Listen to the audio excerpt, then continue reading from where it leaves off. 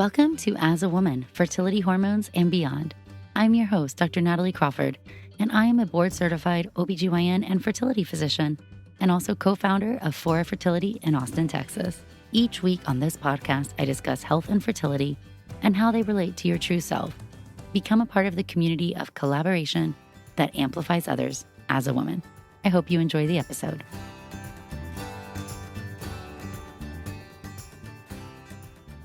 Hello and welcome back to the As a Woman podcast. I'm your host, Dr. Natalie Crawford, and today I am answering some of your top questions about male fertility.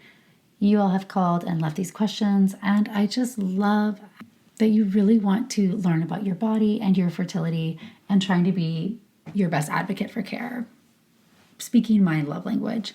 And just a huge thanks to all your sweet words about the podcast and the other content. That really means so much to me because I make all of this content just for you so that your experience and your journey can be easier and you can feel more in control of your reproductive future. Before we dive into your questions, which are just amazing, I want to say a huge thanks for all your support and love on the podcast. Also, that we're going to have some big changes coming in June that I am so excited about. You're going to want to stay tuned to the newsletter at nataliecrawfordmd.com/newsletter. That's how you can sign up, get the free TGC starter guide downloadable, and then also you will be in the loop for all the exciting updates coming very soon. Also, make sure you follow along on Instagram at nataliecrawfordmd. You can ask your questions on Monday in the question box. Some of these questions will be answered right there on Instagram, some will be answered here on the podcast, and some will be answered in the weekly newsletter. And don't forget to go and check out the YouTube channel where we have short form videos, 8 to 10 minutes, answering a single question that you probably have. All right, so often the male side of the fertility journey is ignored, which of course is not true. Anytime something focuses solely on female fertility, it really is short-sighted because males provide half the equation here. That being said, male fertility is something that is poorly understood, sometimes can be rapidly changed and influenced by the world around us because of the life cycle of a sperm. So if we think about the life cycle of a sperm are created and they develop across the course of the testes.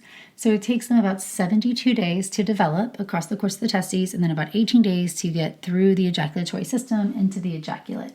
So you'll hear everybody say about 3 months. So about 3 months for the life cycle of a sperm. This means that sometimes one change, if you make it and it's significant enough, so for example, stopping marijuana, 3 months later, you can see an entirely new sperm cohort that was not exposed to marijuana. But because of this life cycle, at 3 months, you're just seeing the first ones make it to the ejaculate. So in reality, it takes about 6 months to see a full change, and 6 months might be no big deal. If female partner is young, has lots of eggs, or depending on your family goal, 6 months might feel like an eternity, depending on your family goal and your age.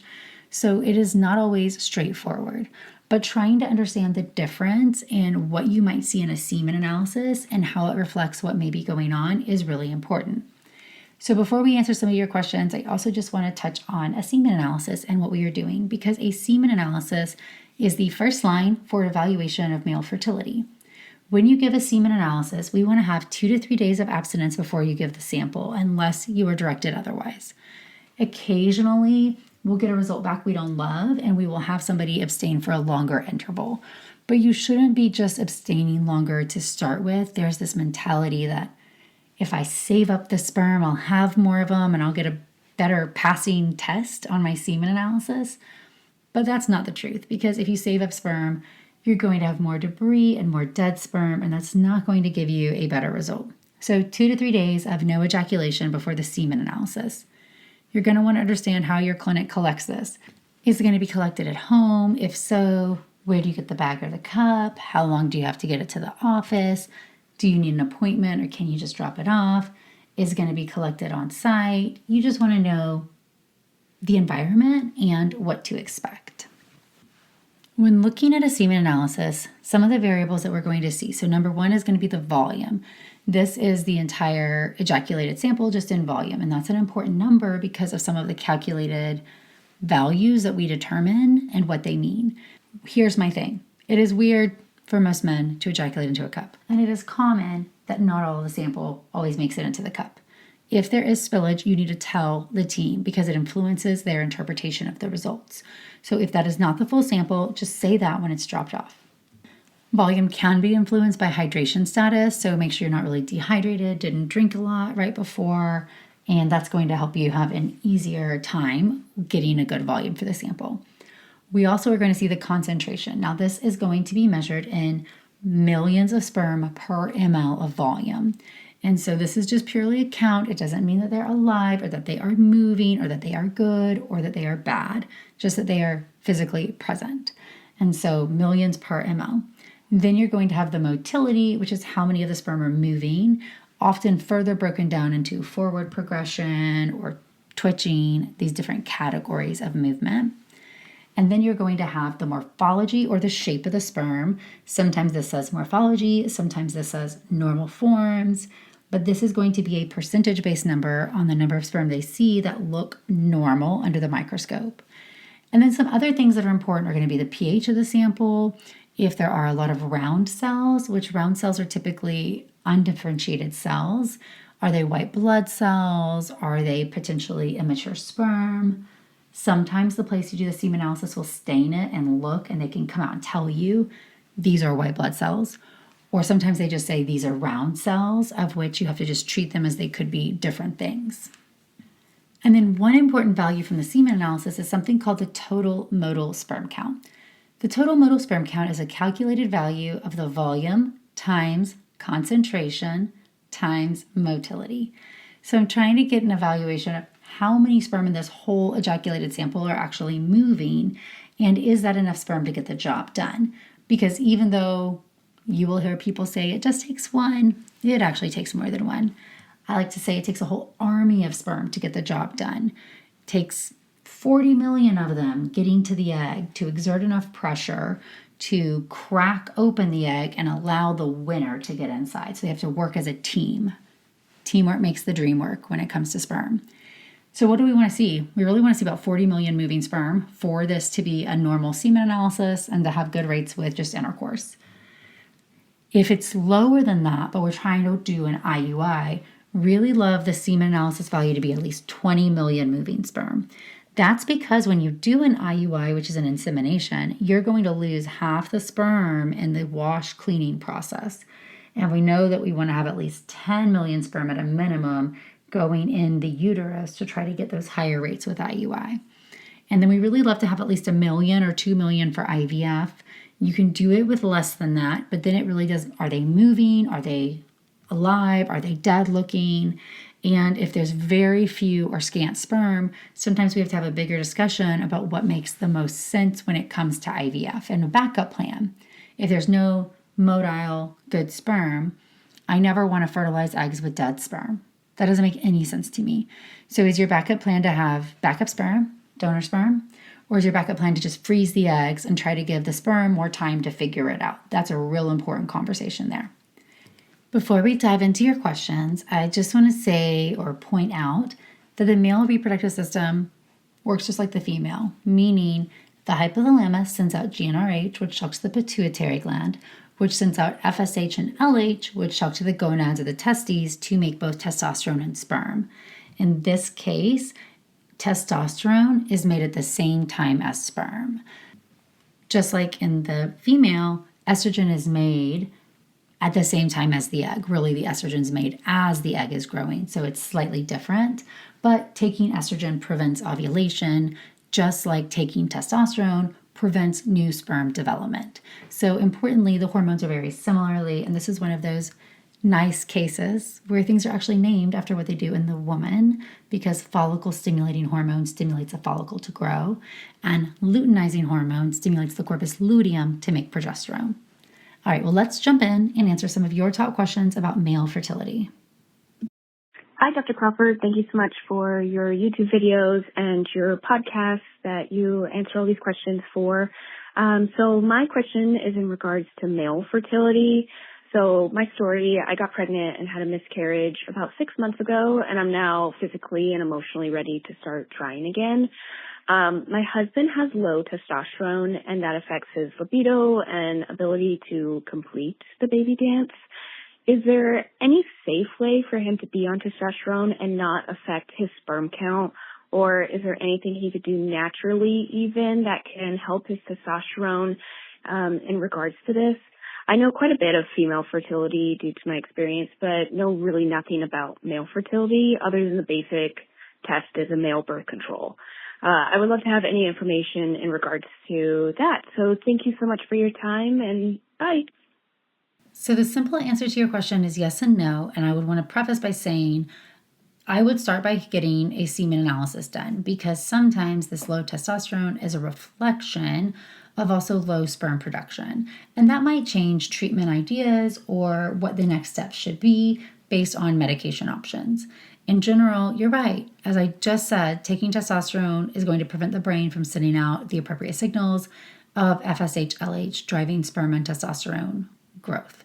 So what we want to do is often we will try using medications like Clomid, which work to tell the brain to send out more FSH, LH, or gonadotropins themselves, those injectable hormones like women use for IVF. The problem with gonadotropins is that they are expensive, and not just using them for 2 weeks like a woman might do for an IVF cycle, but using them for 6 months can be very cost prohibitive for the majority of people. Sometimes, if testosterone is the only thing you can do, I have a couple patients who are on a very low dose of T and a high dose of gonadotropins so that they can cover both ends of the spectrum. Again, that's going to be very costly for the majority of people, and everybody's going to have a different balance of what taking a tiny bit of testosterone will do. In fact, some men who've taken testosterone in the past, even when stopping it, they are not in a position to have their testes resume production, even after it's well out of their body. So sometimes those changes are permanent. But there are other options besides T, so definitely talk about things like Clomid or injectable hormones. Typically, they're going to want to get a semen analysis first and then some blood work to try to determine, well, is this testicular failure, or is this the brain not sending out that hypothalamic low T, which is much more common. Now, just like hypothalamic dysfunction in women, your hypothalamus is the control center of the brain, and it's sitting there relying on feedback from your whole body to decide, should we make sperm or should we grow an egg?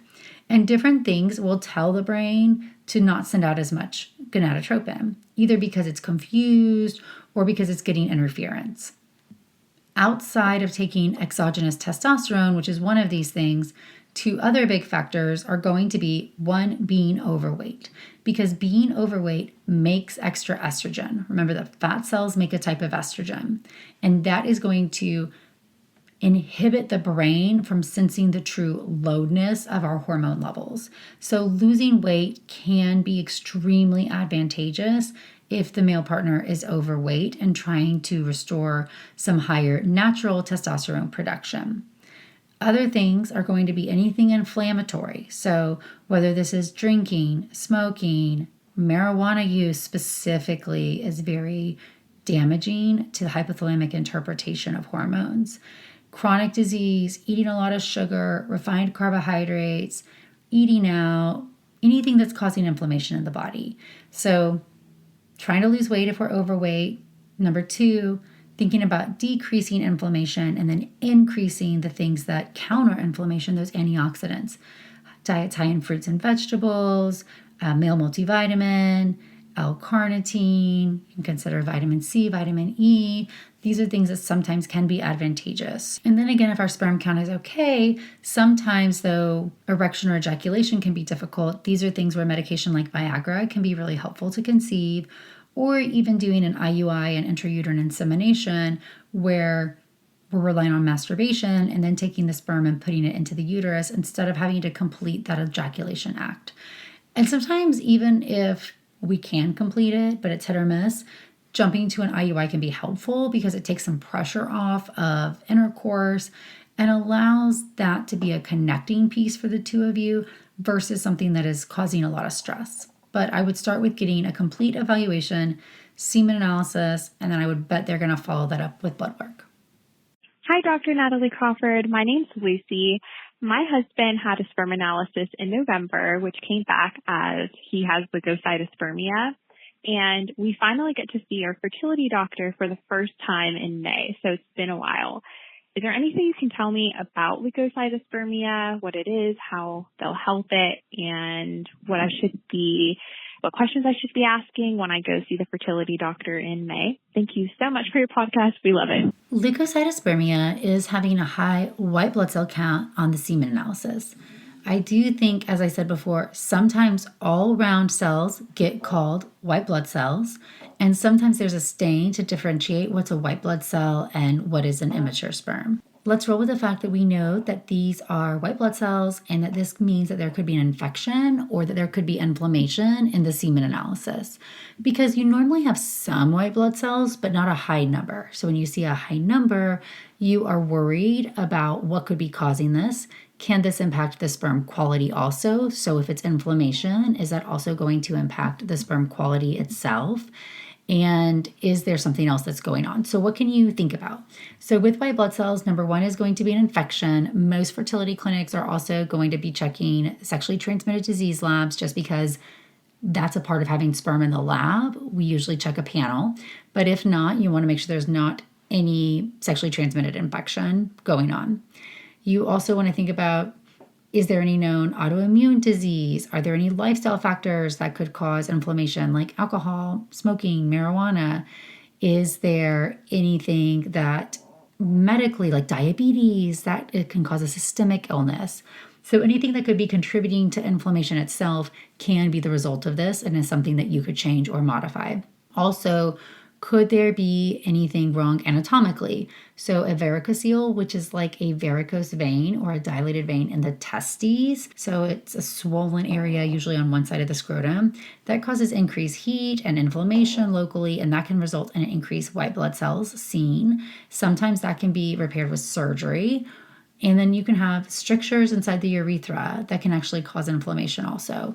This typically would present with some dribbling when it comes to urine or ejaculating, so there might be some physical signs that something is not normal. Without any obvious external signs like a dilated blood vessel, what we usually recommend is treatment with antibiotic, typically doxycycline for a couple weeks, and anti-inflammatory medication like Motrin 3 times a day, and then repeating a semen analysis to see if these are gone. And if they're not gone, then that might predispose you to getting a bigger evaluation to see what else could be going on. Hi, Dr. Natalie. This is Avery. I actually just left a voicemail about 30 minutes ago that I had another question. I was listening to your podcast about cigarette smoke and marijuana smoke and its impact on male and female fertility. I was wondering if the male partner had quit, smoking cigarettes and now uses nicotine pouches without tobacco, if that has an impact on fertility and, miscarriage risk, because I know a lot of men use it now instead of smoking. So I was wondering if it was an actually, safe alternative when it comes to fertility or if it should be stopped. Thank you. This is a great question. Nicotine itself is harmful. So prolonged exposure actually changes the testes. It changes the shape of the cells that make sperm, resulting in lower sperm counts. It also makes it so that it's harder to make hormones like testosterone.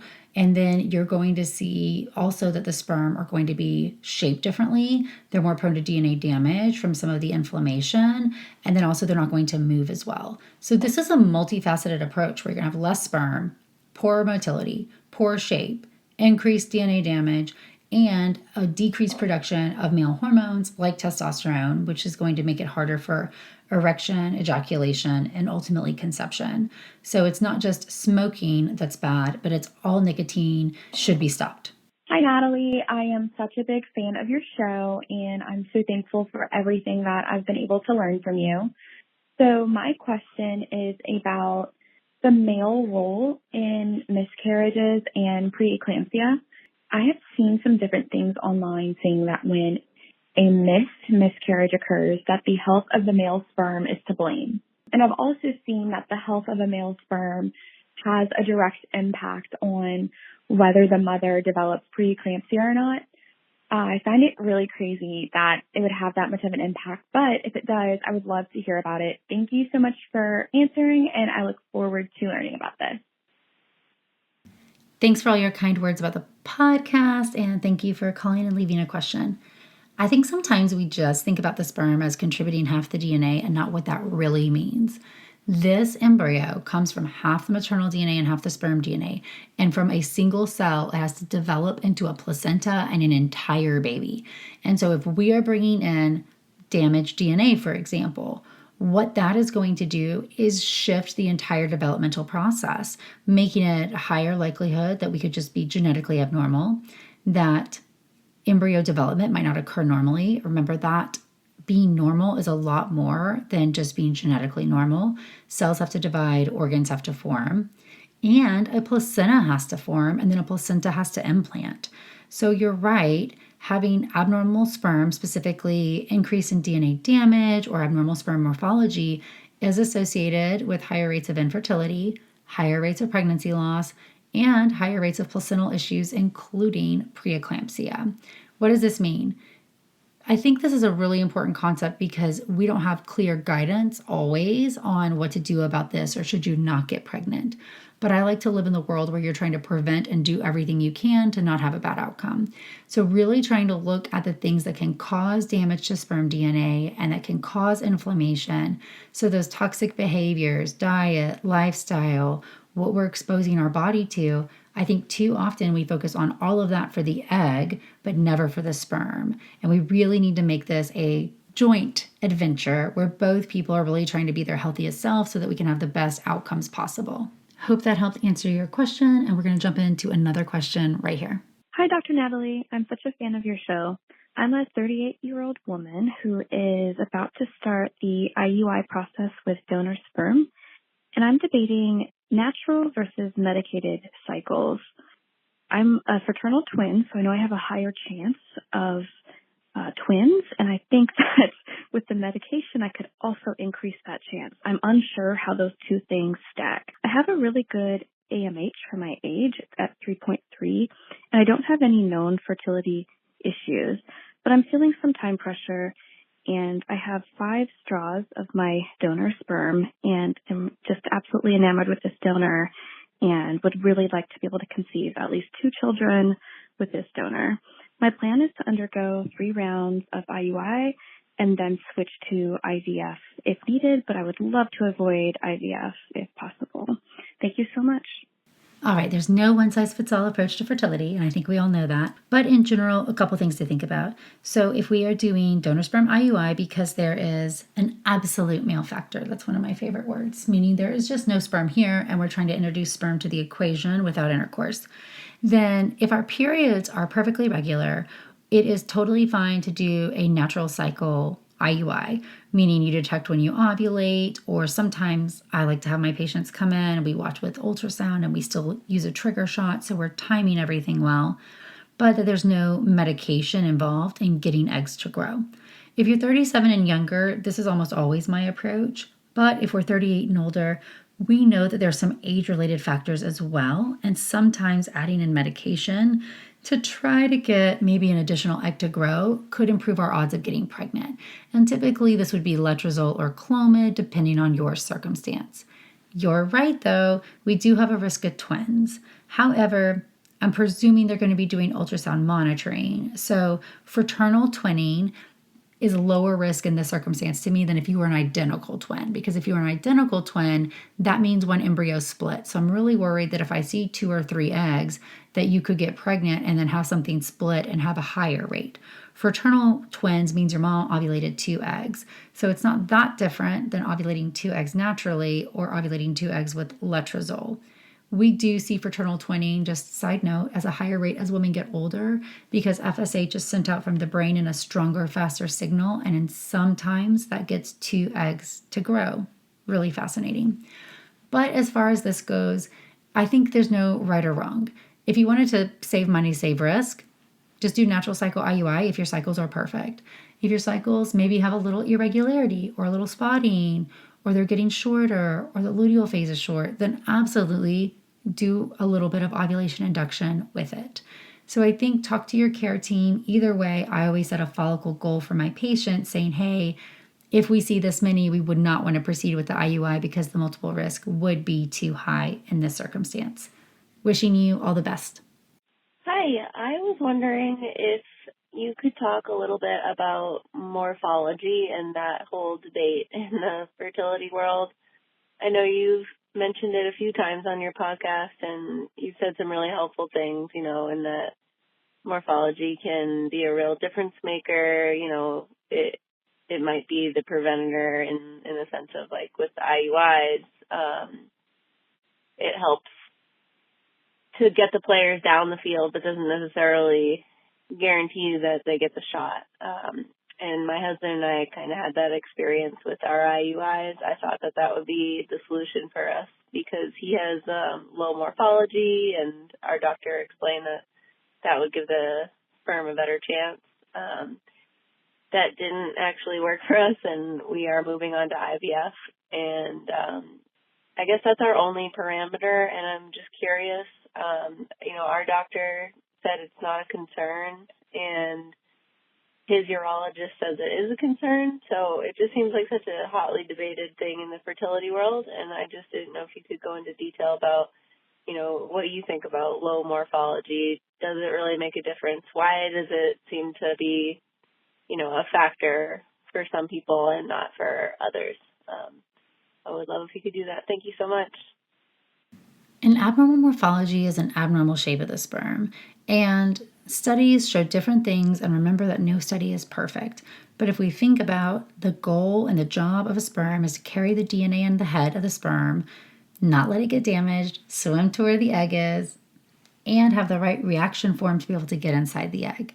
If you have a high number of abnormally shaped sperm, that process is going to be harder. And when we look at the things that cause abnormal morphology, we can clearly see these are things that impact our fertility.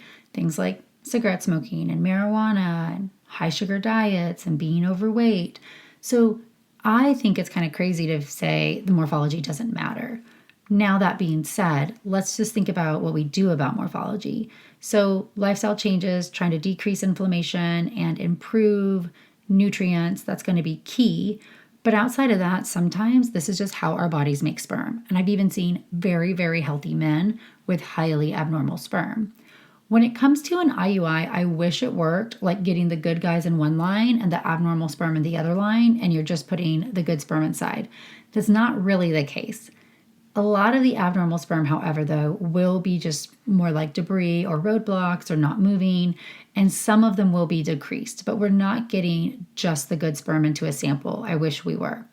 In IVF, it's often more highly specific on what we're doing, and there are different types of fertilization, meaning you can do conventional fertilization where you have a dish and you just put the sperm on top of it and then you incubate that overnight, or you also could do ICSI, which is intracytoplasmic sperm injection, where you take one sperm and you put it into the egg.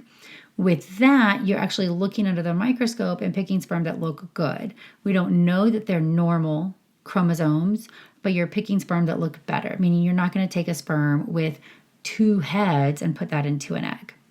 There's also what I like to call the sperm obstacle course that sometimes you can look at called the zyma, which is where the sperm have to swim through this gradient, and it shows a little bit level of functionality, meaning if you have a lot of tails or you can't get the job done, you're less likely to make it through the gradient. So it's not perfect, but you are getting a more selective sample of sperm to use.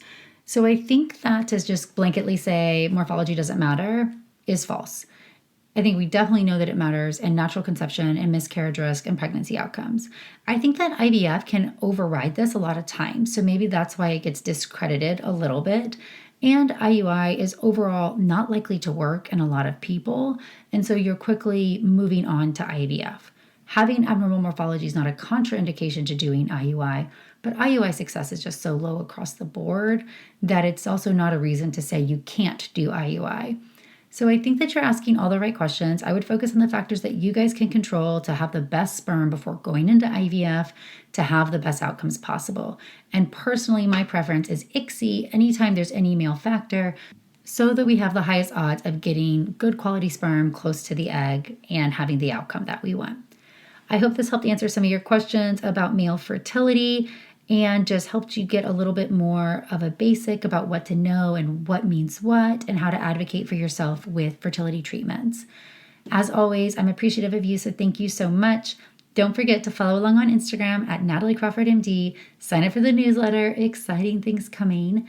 nataliecrawfordmd.com/newsletter. And check out the YouTube channel. Thank you, friends.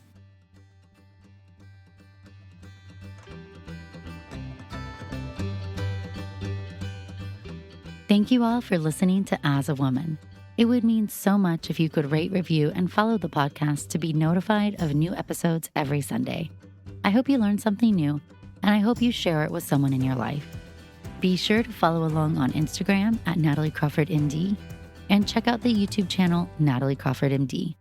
If you're interested in becoming a patient, you can also follow Fora Fertility. I'm so thrilled to have you here, part of the community that amplifies others as a woman.